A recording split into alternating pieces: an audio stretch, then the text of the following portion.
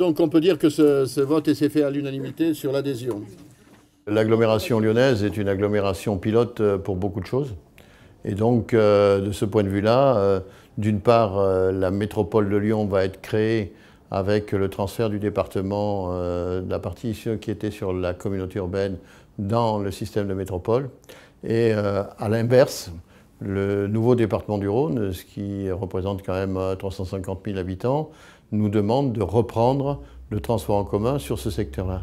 Et donc on aura une extension du réseau de transport en commun à l'ensemble de l'ancien département du Rhône, les cars du Rhône entre autres, et aussi le réseau de Villefranche, le réseau Libellule de Villefranche. Et donc nous aurons à la fois à avoir cette culture de la zone urbaine, mais nous aurons à avoir aussi la culture de la zone rurale, puisque ce n'est pas tout à fait le même type de desserte et le même type de fonctionnement. C'est un élément de simplification, c'est un élément de cohérence, c'est un élément de gestion plus efficace. Nous prenons les deux réseaux tels quels. Et nous avons 6 mois, jusqu'au mois de juin, pour permettre de modifier les lignes, d'avoir une meilleure intégration. Certaines lignes qui sortiront du périmètre actuel, d'autres qui rentreront. Et nous aurons aussi à vérifier l'efficacité de la dépense. Donc ce sera, je le crois, quelque chose qui sera positif et qui prépare sérieusement l'avenir. Rhône Express est un cas un peu particulier.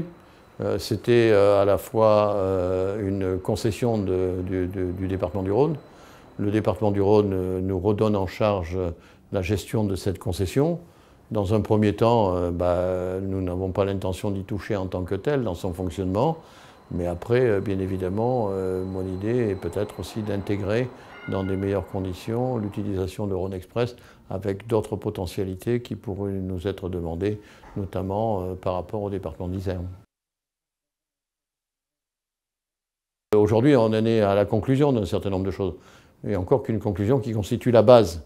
Il y a beaucoup de choses qui restent à définir et à transformer dans le futur, mais il ne faut pas croire, ça a représenté plus d'1 an de travail et de discussion entre effectivement le Citral et le département du Rhône pour arriver à ce que les échanges sur le plan juridique, sur le plan financier, sur le plan du personnel et sur le plan du service rendu soient le plus cohérent possible et le plus efficace possible.